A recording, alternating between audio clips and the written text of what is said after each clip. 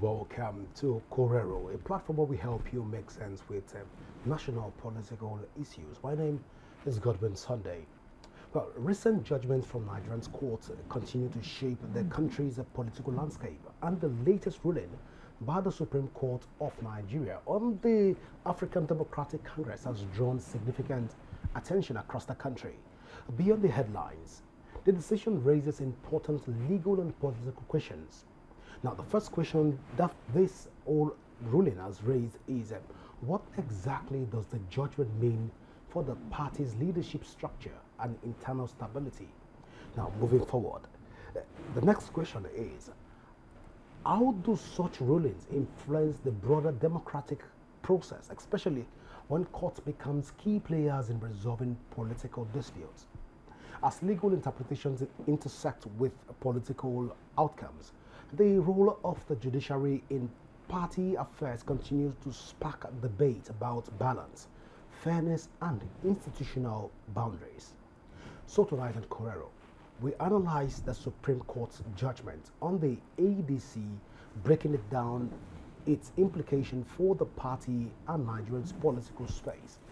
Joining me tonight is Barrister Salifu Ogbeche, and he'll be helping us put this issue in perspective tonight. Please stay with us as the conversation begins immediately after this break.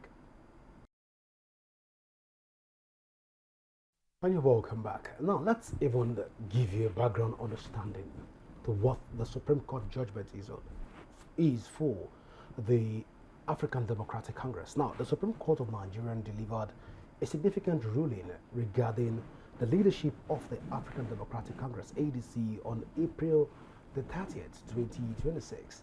The decision essentially clears a path for the party's current leadership while directing the underlying legal disputes back in the lower court. And let's look at the key detail of the ruling. Now, the ruling first of all stated that it is reinstating the leadership of the party. Now, the Supreme Court set aside an earlier order by the Court of Appeal which had mandated a status quo reverting a previous state, that is a meaning of the status quo, that is reverting to the previous state. Now, this effectively restored the leadership of the national chairman, Senator David Mark, and the national secretary, as well as other principal officers, back to office. Now, the Supreme Court also vacated the appeal court order.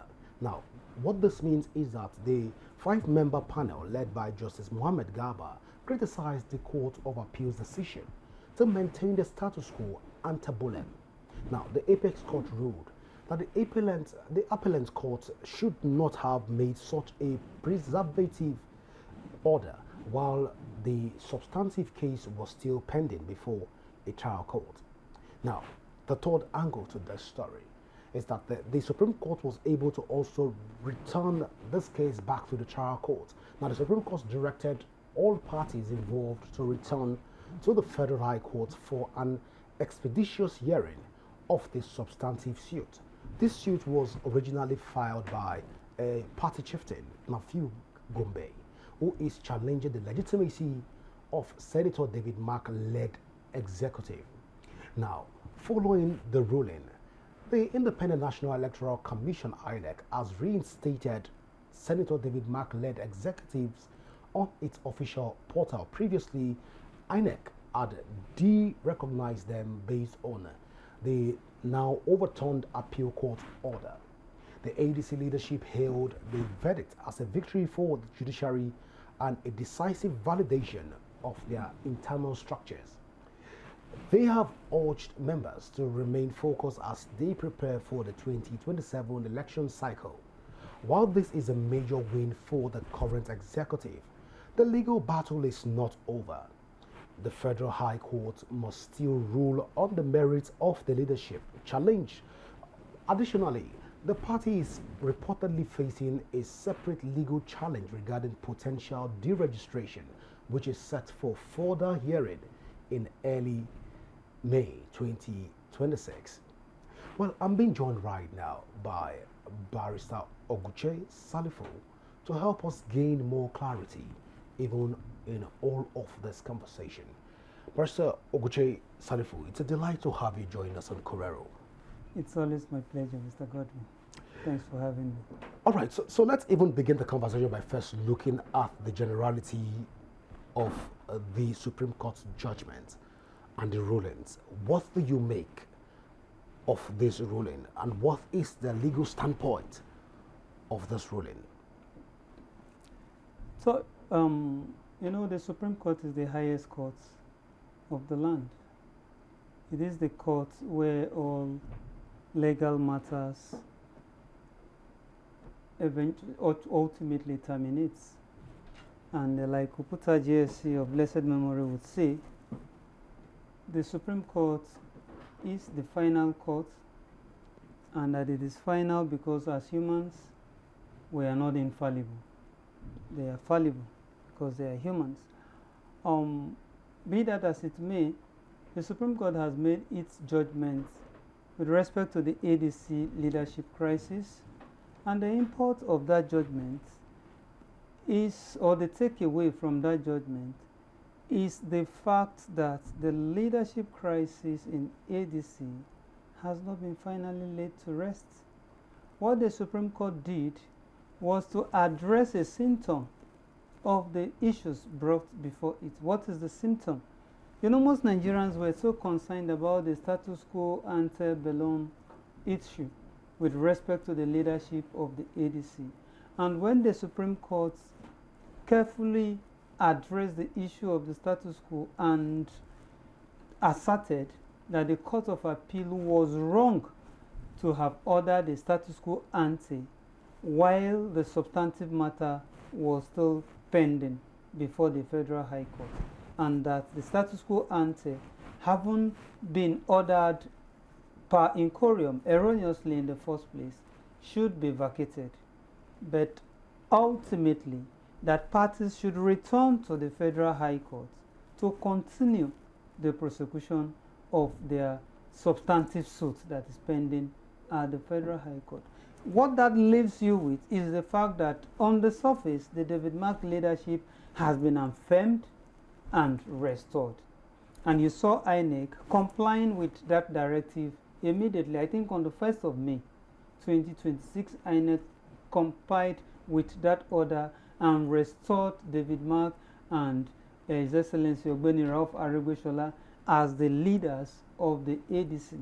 But there is an issue there, and that issue is contained in the order of the Supreme Court. Go back to the Federal High Court and continue with your judicial proceeding, and that is where the issues are. Because as it stands now, time is of essence to the party. Nigerians are impatient, knowing fully well that at this very moment, all parties should be talking about sale of forms to candidates and their impending primaries. But the ADC is still involved in leadership tussle. So where does that leave us? Well, looking at the INEC digital submission of membership forms, which will end on the 10th of May. Yes. And right now, looking at this old Supreme Court's judgment, Yes. there is a bit of lacuna here. First is that one would have thought that INEC would have first considered and perhaps looked into the interlocutory injunction issued by the Court of the High Court, Federal High Court at first, Yes. before even taking a stand, even before this whole case got to the Court of Appeal. But then this was not even looked into. But the INEC had to take a position based on the appeal court's judgment. But looking at this, can one say that even from the whole legal team of INEC, that they do not do due diligence to the whole of this process? Or is INEC deliberately or interpreting the law to suit its own agenda? You know, the law is always a double-edged sword, which can be used either way. INEC, that haven't been said. It gives every officer, every human being that is clothed with the power and discretion to interpret and implement the law. It gives you discretion in how you interpret the law and how you implement same. I think it is that discretion that INEC called forth in this circumstance that led to the interpretation and implementation that became so unpopular with the Nigerian populace. But that having been said, you cannot, I as an individual, cannot accuse INEC of acting a script. But that is the majority, that is the opinion of the majority of Nigerians. That is the opinion of majority of Nigerians.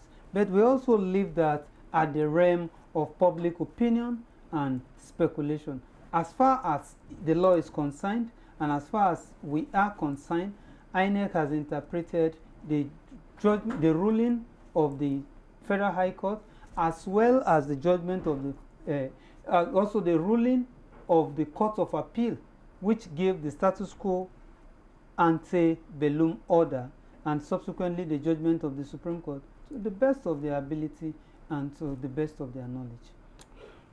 Well, let's even look at the whole interpretation to what the Supreme Court has said. Now, the Supreme Court have always maintained that it would not meddle in political party affairs or the political parties. But right now, with this whole ruling, has the Supreme Court departed from that stand? Honestly, Mr. Godwin, this is a very, very serious question you have asked. On the 30th of April 2026, there was one particular pronouncement I expected my lords of the Supreme Court to make on that day, and that is with respect to the proprietary or otherwise of all of these legal fireworks, relying on the fact that the Supreme Court have maintained in plethorals of cases in the past that courts are not to interfere in the internal affairs of political parties. So I expected my lords to make a pronouncement as to whether all of these issues that have been litigated upon, beginning from the Federal High Court through the Court of Appeal down to the Supreme Court, borders on the internal workings of the political parties, on which the courts have held consistently that the court should not interfere. But my lords were careful enough to avoid answering that question and return the matter back to the Federal High Court for litigation. I think it has really left Nigerians neither here nor there. The real issues have not been resolved, which is the fact that these issues are there. Do they border on internal affairs of the party, and do the court have the powers and the jurisdiction to interfere on this issue, which the Supreme Court has answered in the time past in the negative.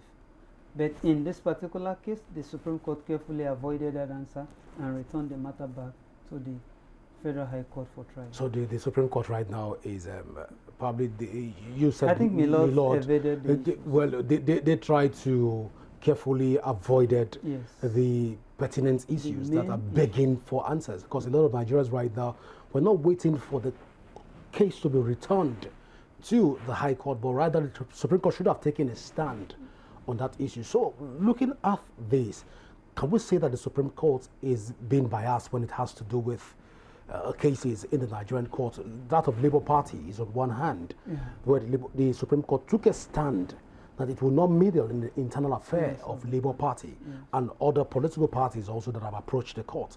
But here we are. I recall the issue of Ahmadu Sharif versus a particular, that was somewhere where Ahmadu Sharif was the PDP chairman. And that case was in court for a while, and the Supreme Court took a stand in that case also. Has the Supreme Court now become a court of double standard? You know, the Supreme Court, like I said earlier, is the highest court of the land. And woe betide me as a lawyer, trained within the Nigerian judicial system, to begin to cast aspersion at my hallowed lords. All I can say is that the decision, the judgment of the Supreme Court on the 30th of April 2026 did not actually meet the expectations of Nigerians. Though people were carried away by the judgment on the surface, by the pronouncement on the surface with respect to the return to vacating the order of status quo ante bellum, but they failed at that initial time to take cognizance of the fact that the Supreme Court have not been decisive enough to address the pertinent issue in that appeal, which is whether the court should actually validly interfere with the internal affairs of a political party, which the court has consistently in the time past held in the negative. So I think the Supreme Court has not done so well in addressing the APC crisis. Even the PDP issue also left us with no serious solution, and I think the whole judgment leaves much to be desired. So if it leaves much to be desired right now, yes, for those of us that are not learned, let's even look at the Electoral Act in itself. Okay. Various sections of the Electoral Act has been challenged. Various sections of the Electoral Act. But then let's talk about the Electoral Act in itself.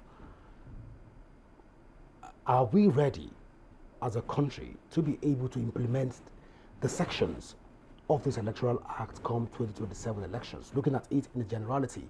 Or would the Electoral Act further push us to further litigations after the 2027 elections? Let's take an holistic overview of the Electoral Act in itself. Yeah, Mr. Godwin, the problem with the Nigerian political system is not that of the law. It has nothing to do with the Electoral Act or any other law. It rests squarely on the desperation of the political class who are so desperate to the point that they can go to any length in their pursuit of power. They can bring down any law, they can corrupt any system, they can desecrate any idol, they can do anything in their pursuit of power. So the problem, it's not how inadequate or how whatever loophole you think is inherent in our electoral law or in any other law at that, but it is the desperation of the political class. Whatever law is enacted, and let me tell you something, the electoral itself was enacted by the political class. And in enacting the Electoral Act, in enacting the Electoral Act 2026, the political class had a head-on collision with the Nigerian masses.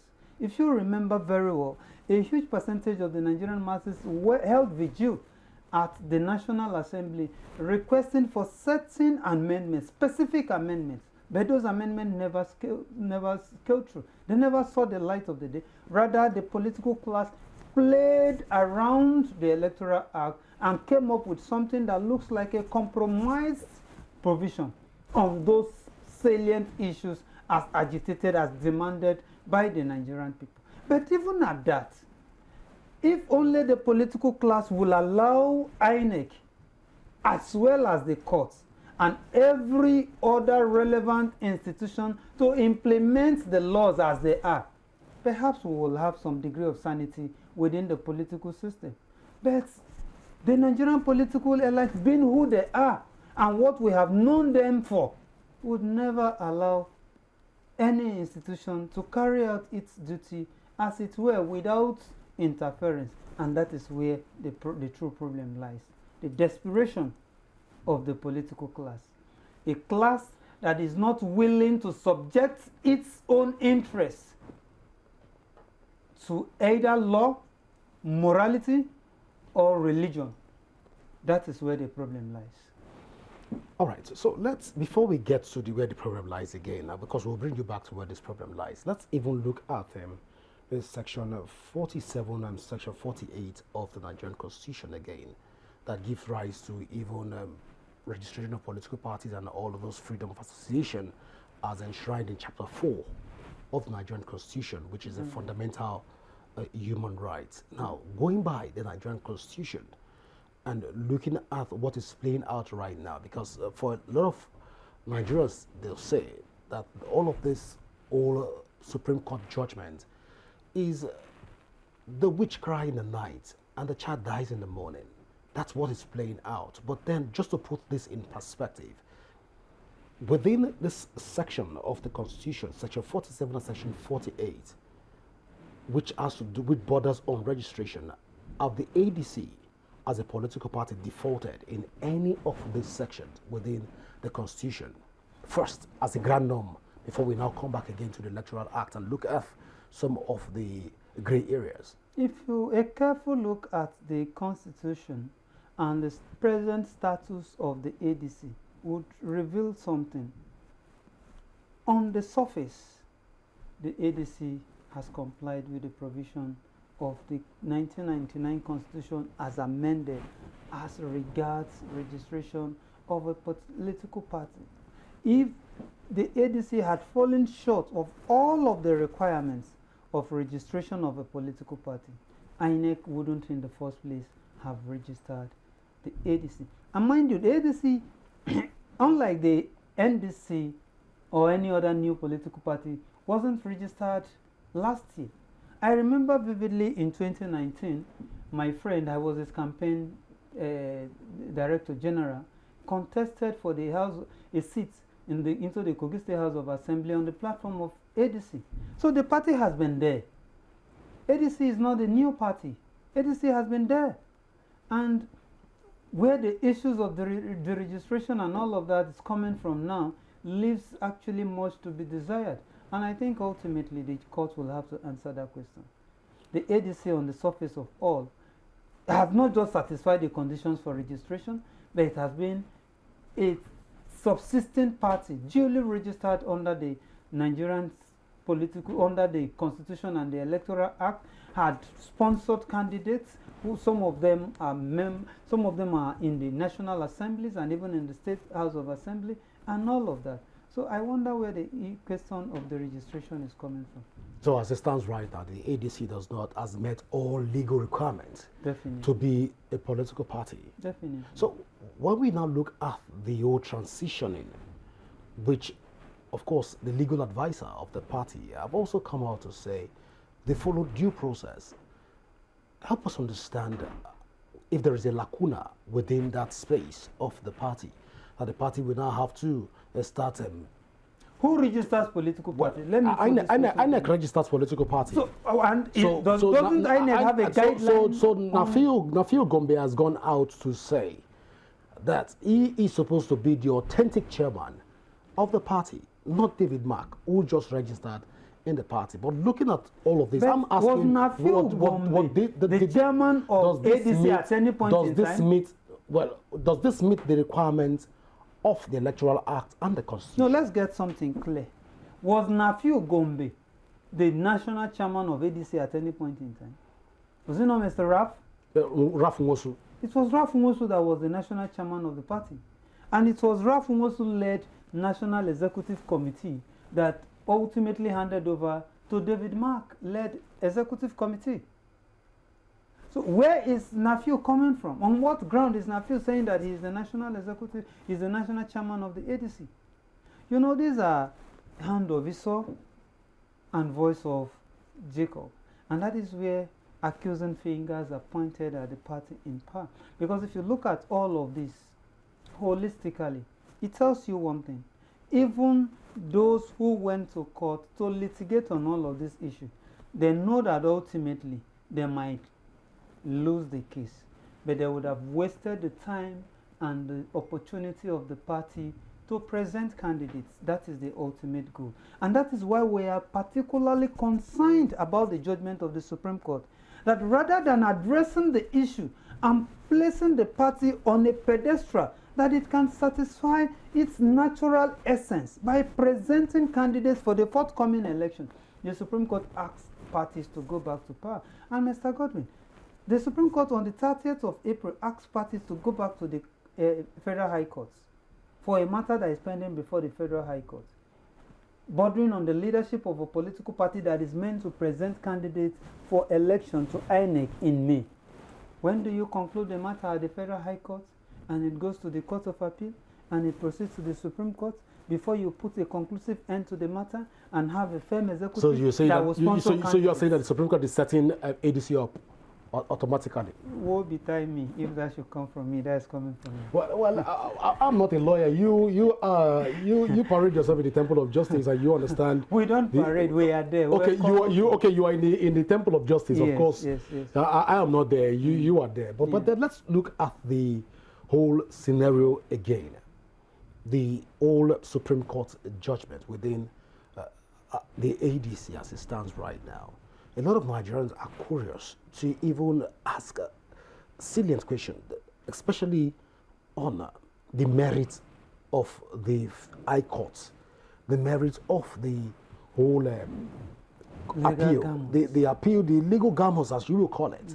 Looking at it from the High Court, moving to the Supreme Court, can the High Court rely on a baseless interlocutory injunction to base its ruling on that particular ruling and still move ahead to get to the apex court? Help us understand when the interlocutory injunction should be that it should end at that point, except we get a ruling, probably, or a judgment from the High Court. But yet the High Court is yet, I might be wrong, the High Court is yet to give a judgment on this particular case. But yet we have an appeal, and then we ultimately had a Supreme Court judgment right now. Help us understand how it works. Does this fall in place within the legal purview? Ordinarily, there is one legal fundamental principle that we need to have at the back of our mind. Once a court of competent jurisdiction makes a pronouncement, no matter how ridiculous, no matter how frivolous it seems to a party, it remains binding until it is set aside. It's set aside by either the same court or a court of competent jurisdiction or a superior court.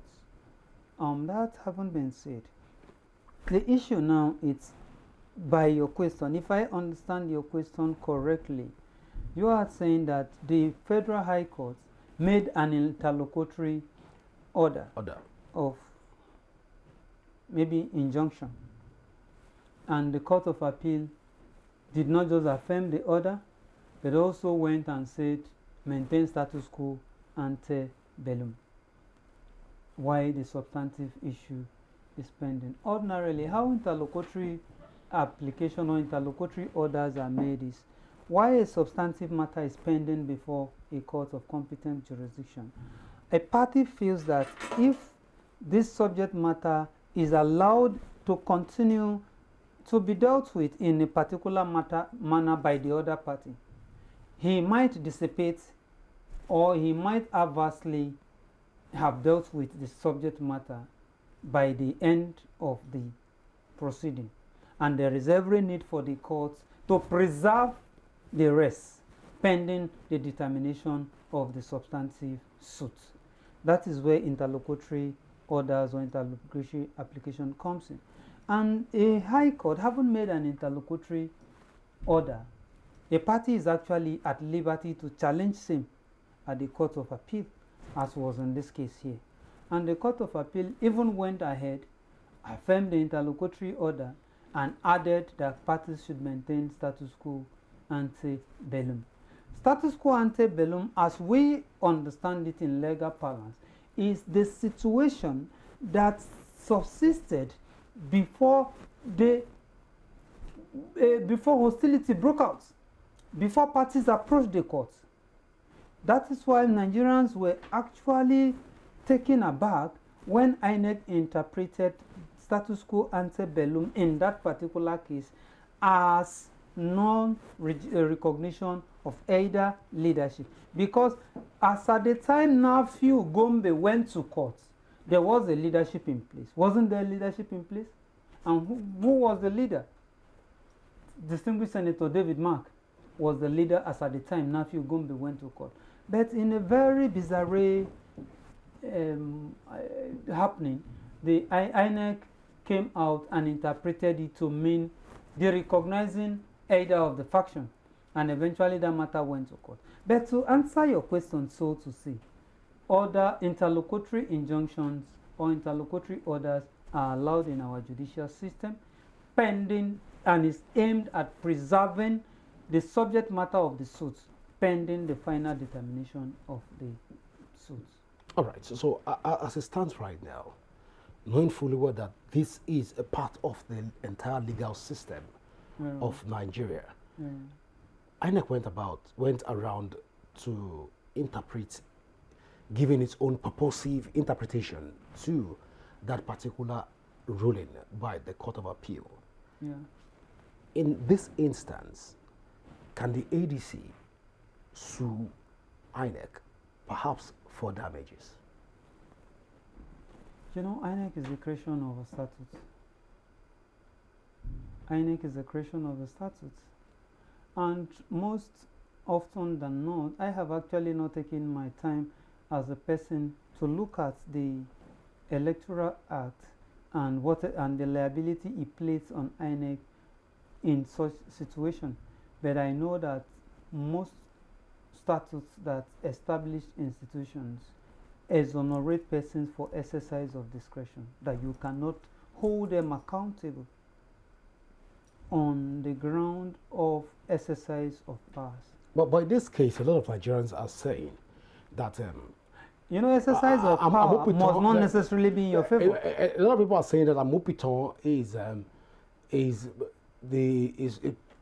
allegedly President Bola Ahmed Tinubu's stooge, and he's speaking for the president, and as such, he's working and interpreting the president's script. So that's why I'm curious. If this be the case, and INEC have taken a position, although the courts have been able to say, hey, maintain the status quo, as in order to set the record straight, can other minority political parties begin to sue INEC for all of this? Or they should just fold their hands and allow some of these irregularities to play out? Ordinarily in saner claims, when lacunas such as this are identified in an electoral system, what parliamentarians do is to push for further reforms so as to address some of these salient issues and close gaps. You understand? As in such a way that the umpire, the electoral body, would be left with no discretion on certain salient issues. But unfortunately, we have a parliament that on issues that borders on the political class, and most unfortunately, the 10th Assembly has often gone or has often been on the same page with the executive. And that is where our weakness as a people lies, because we've not been able to rise to the occasion and force the hand of the National Assembly to actually do what the people want rather than what the executive arm of the government wants. So trying to hold INEC personally accountable for actions they took in their official capacity, I don't think there is such a provision in our law. But we can hold. So there's a lacuna in that regard. Definitely. A very large lacuna. So no political party can hold INEC responsible for all of its decision. So INEC becomes the primus inter pares. If you are looking at holding INEC accountable, look at even what our Electoral Act provides in terms of you proving the fact that an election was rigged. An election was rigged against you. The law, the Electoral Act, places all the burden of proof on you.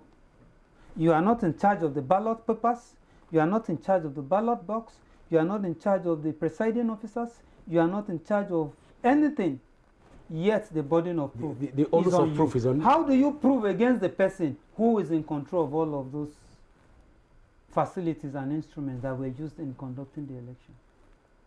So all of these are lacunas that really have to be addressed through electoral reform by our political class, because it profits them to continue to preserve the status quo as it were today, because same profits them.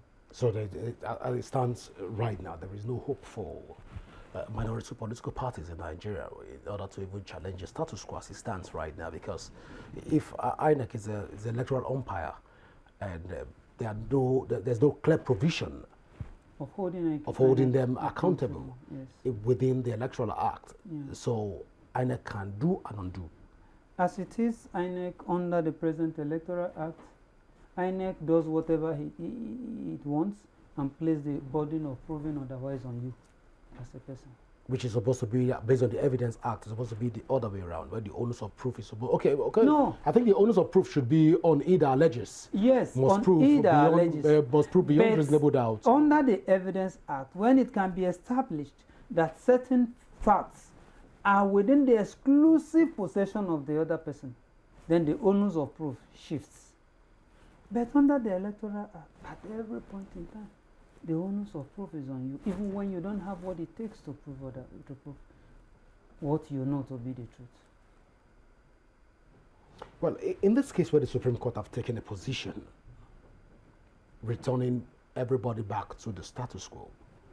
So the Federal High Court. Now,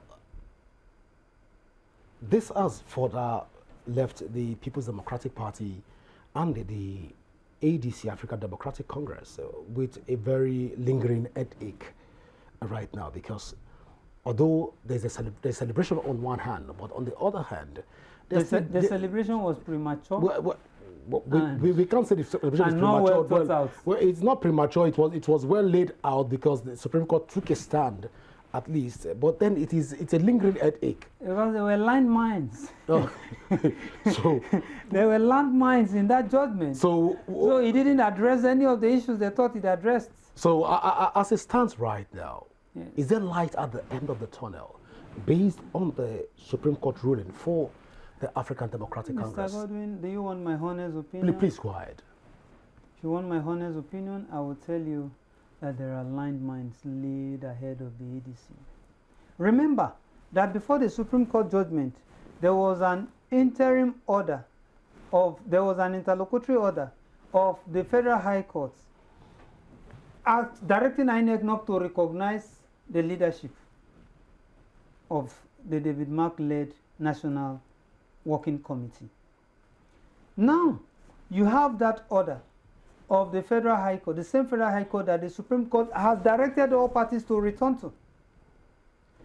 Now, between now and when you are going to conclude the proceeding at the Federal High Court, it means that no step can be taken, validly taken, by the David Mark-led National Working Committee. And if no steps can be validly taken, remember what happened in Zafara in 2019, when there was a judgment of a court that did recognize the state leadership of the People's Democratic Party. And they went ahead in violation of that judgment, conducted primaries, went into the election, won gubernatorial seats, won National Assembly seats, won state houses of assembly seats. And when eventually the matter came before the court, the High Court held that there was no state executive committee in place to have even presented candidates. And it went before the Court of Appeal, which was the highest court with respect to matters that has to do with governors and national assemblies and all of that. That panel was presided over by my Lord, late Justice Tom Yakubu, from my place, and he held that parties must obey both the court judgment and their own constitution, and voided all the gains of the PDP. They lost the governorship seats, they lost the National Assembly seats won by them, they lost the House of Assembly seats won by them. I think you are abreast with that fact. So these are landmines that have been laid ahead of the ADCs already. There is an order that the President National Executive Committee should not be recognized. So if the David Marks Executive Committee, relying on the order of the Supreme Court, begin to present candidates and all of that, your guess as to what will happen. So as it stands now, ADC is in perpetual doom. Let's get a legal position. I don't know. I'm just asking from you as an authority within the legal space. Yes. Is ADC in perpetual doom? You're saying that the light right now is very dim. It may not be perpetual if some legal miracles can happen.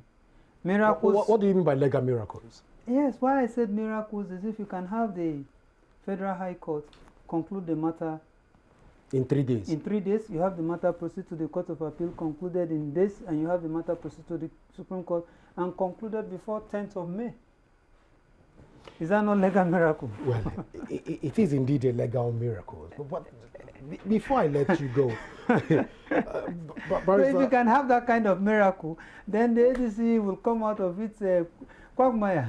So, but in the absence of such miracle, I think the lined mines, you know, the kind of mines Iran laid in the Strait of Hormuz, those kind of legal land mines have been laid ahead of the ADC. And it takes some degree of legal miracles for them to escape it. No light at the end for the ADC. Let me not be the prophet of doom. Well, we have just analyzed the situation as right. Let me be the one to not also say that there is no light at the end of the tunnel. But then, this conversation will not be complete if we don't even look at what made the news. Even in the course of a few days now, we've heard the whole rancor that there will be a political cross-carpeting of Peter Obi and Kwankwaso. Yes. I mean, eventually we've seen the move of Peter Obi and Kwankwaso to the NDC. But then, looking at this move, we saw the resignation of Peter Obi on Twitter. We're yet to officially see the hard copy of that of Kwankwaso, even of his resignation and all of this.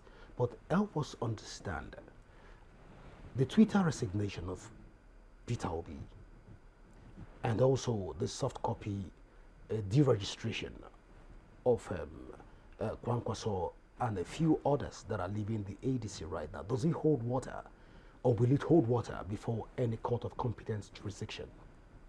Political parties are associations that people join freely. Based on Section 40 of the Constitution? Yes, you come and you come. I yesterday deregistered myself from the ADC too. Oh, you were a member of the ADC? Yes, I was. Okay. I resigned and I sent in my resignation. I, in the first place, subscribed to the party and got registered. I have the right to say, no, I can no longer continue. Why would you want to continue with an association that is in quagmire? Obi gave reasons, which boils down to this leadership tussle, legal tussles, crisis, and projections. Council also gave similar reasons, aside some disagreements and all of that.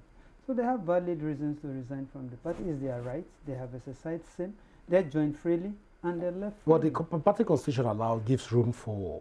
Also said, I was going through their website where it also says that you must also allow your ward to know that you have left the party. Yes, we all know that. So, but in this instance, we in the first place, in this instance where it is done on Twitter, you have deactivated yourself. No, Twitter is just an expression. It's a communication of what has been done. Okay, so when you deactivate yourself from the website, you also write to the word, yes. But then the word have not given consent. So no, once the receipt of that data.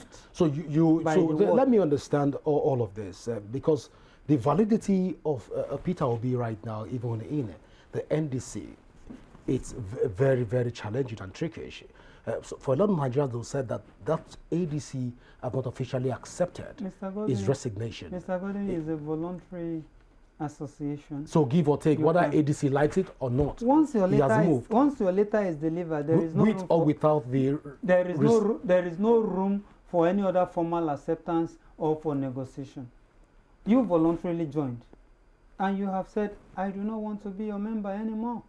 All you are required to do, like in this present regime where we registered electronically, you deactivate your electronic registration and you also forward a hard copy letter of resignation to your ward. That's all. So the ward does not need to acknowledge that they've received. They will definitely acknowledge. But pending on where they acknowledge that copy, are you supposed to move to another political party?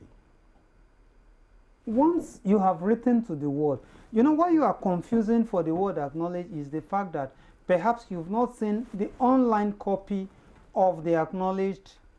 Perhaps. That's where the lacuna lies. It's the lacuna. It's a perception. it's not everything that is placed in on the social space.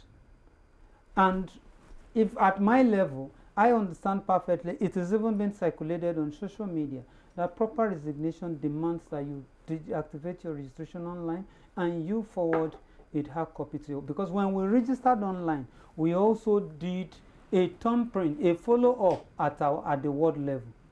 So you will naturally forward a hard copy letter of resignation officially to your ward. And I think Mr. Peter will be. But Barrister Oguche, before I let you go, did you leave the African Democratic Congress because you believe that there is no prospect in the party? I believe it is crisis reading. I believe it has been infiltrated. I believe it may not give Nigerians the opportunity to have alternative platform in pursuit of power. And as such, what's the point? The ADC has become another PDP. What's the point remaining? I'm just asking. Do you remain on a vehicle? Now you are going to close from work tonight, this evening, aren't you? And when you close from from your office here, and you get into your vehicle or any other vehicle out there, and you stay in that vehicle, and it becomes obvious to you at a point that you are not going to get home today, will you remain in that vehicle? Well, let me leave that as a rhetorical question, Barrister Oguche. It's on this note I want to say thank you so much for finding out time to be with us here on Corero. Thank you, Mr. Godwin. It's always my pleasure. Hey, it's always a delight doing this with you. Thank you very much. Well, viewers, this is how far we can go tonight on Corero. Do not forget that you can leave your thoughts, you can leave your comments, suggestions on our various social media handle currently showing on your screen. And you can also download the RapidTV app from your Android and iOS devices to keep track of our broadcast. My name is Godwin Sunday. Always remember that peace and unity are the pathways to progress. Do enjoy the rest of your night rest. Bye for now.